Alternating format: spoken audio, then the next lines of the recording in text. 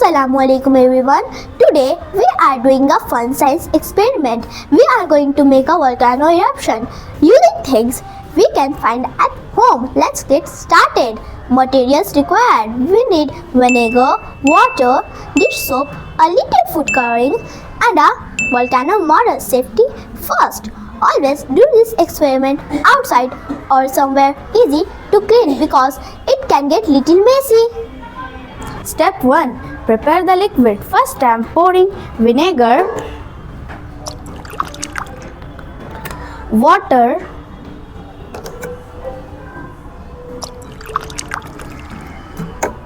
dish soap,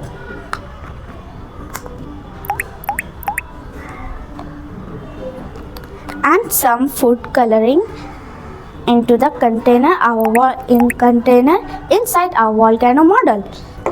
The dish soap helps make extra bubbles and the food coloring makes our eruption look cool. In a cup, I am mixing baking soda,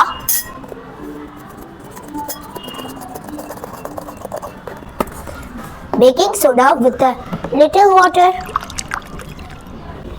to make a thick liquid. This will help the reaction happens quickly. Step 3. Time to add the baking soda. Now I am going to pour the baking soda mixture into the container inside the volcano model. As soon as I pour, I am going to step back. Are you ready?